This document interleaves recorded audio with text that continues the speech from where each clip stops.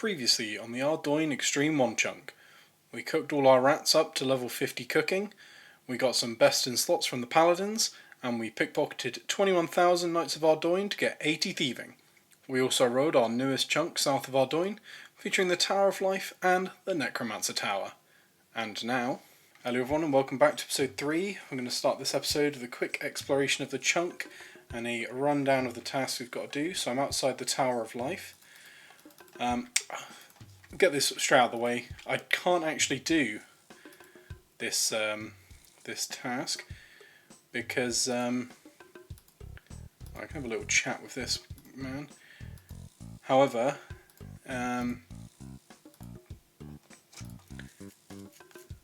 don't meet all the requirements. There we are. I need I think it's 10 construction to start it, and I don't have that at all. Tower of Life, there you are. Yeah, 10 construction needed, which we don't have at all. Can't train construction. So that one is on the backlog for now. So get here, we're at the edge of the monastery. Won't be able to chat to him. A lot of imps around here, which is lucky because imps are part of one of our tasks. Oh my god, there's so many imps. Okay. And then up to the edge of the Ardoin Zoo.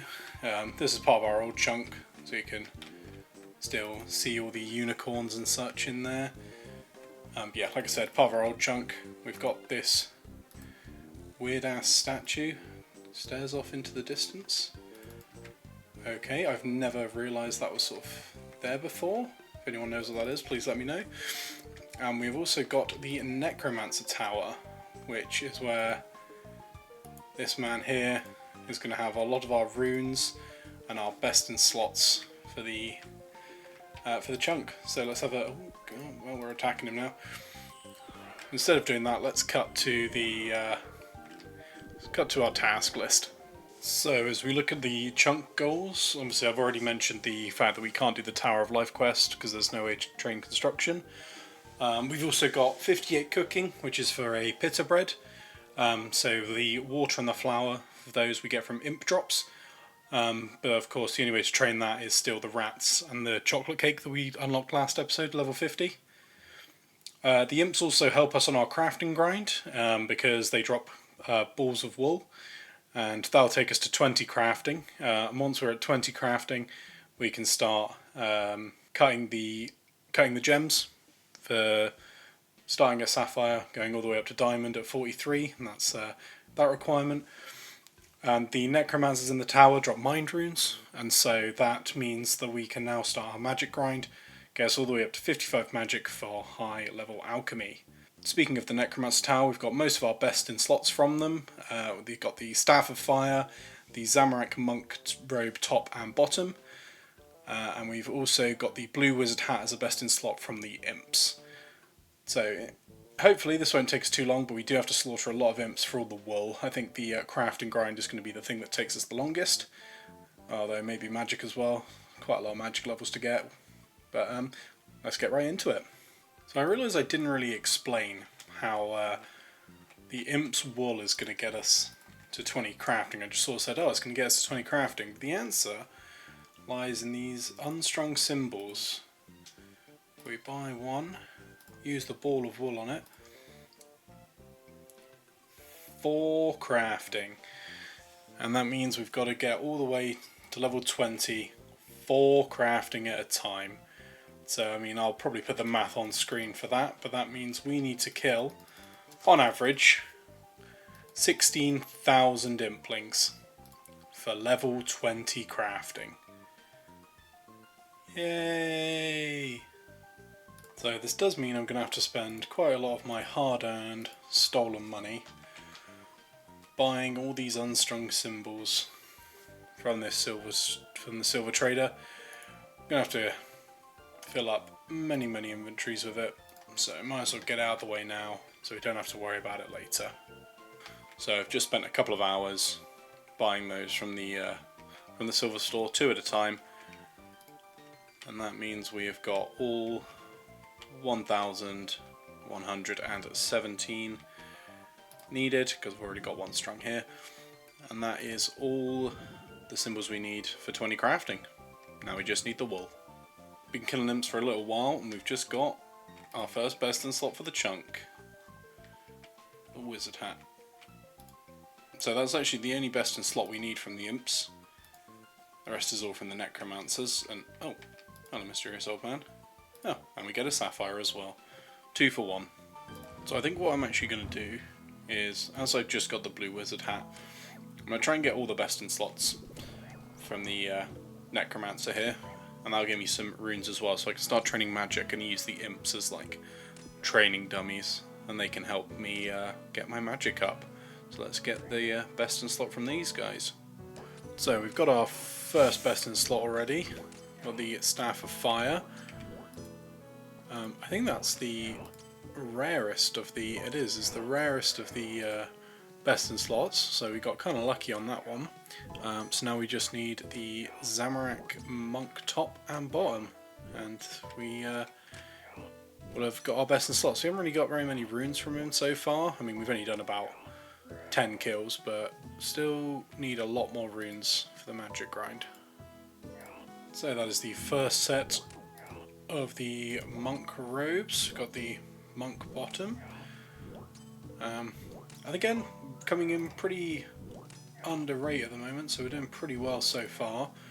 So now it's just the top, and then all of our best in slots will be completed. But again, still need many more runes. You see what we've got here so far, but loads more to go. So I have just got my 4th robe bottom on I'm wearing in the 3 in my inventory. No top yet, and we are twice the drop rate. But you know, at least we got the bottoms. You know, I'm sure they'll all be useful for me at some point. And there it is, the Zamorak Monk top. So that is all of our best in slots for this chunk. A lot shorter grind than the other chunk. But I mean, we're probably still gonna chill in this tower for a little bit just to get some more runes. Only got 50 mind runes to get us started, which, you know, might be enough. We might go through what we've got here just to see where it gets us, but we'll definitely be back to get more runes. I hope you guys like bad boys, because I worship the god of chaos, and it doesn't get badder than that. Shit just got real. And we're already well on our way with 2 magic. So we've used up all of our mind and body runes, and we are now at level 7 magic, which, you know, it's a nice little start, but we've still got quite a way to go, I think. So back to the necromancers it is.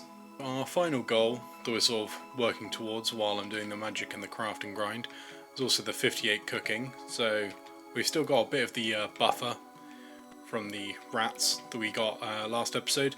So we're going to cook all them, and then I think instead of killing all these rats again, going for another sort of 3,000 rat kills, what we're going to do instead is we're going to buy chocolate from the bakery stalls, and then we're going to steal about 3,000 cakes and combine them together, which I think would be easier than slaughtering all those rats again, you know, make Remy a bit less pissed with me. A few moments later. We've cooked all of our rats, which has just gotten us to 51 cooking. We literally had like 1 extra rat. So that's only 7 levels to go, but you know, if you don't know in RuneScape, the next 7 levels after your current level are double the experience. So we've still got, you know, 3,600 at least to go. So we're going to do the cakes. We're going to buy the cakes first. We won't need all of this, but we'll buy all the chocolate first, get out of the way, because it gives the same experience as cooking rats, adding the chocolate to cake. So we'll do that, buy all the chocolate, and then we can begin stealing all the cakes. So we finally bought all the chocolate we need from the bakery stalls, so 3,752. A lot of world hopping doing that. I think that's my least favourite thing to do in this game, is just world hopping to buy things. But now we can steal. And we don't have to world hop for that. So, 3,750 cakes coming right up.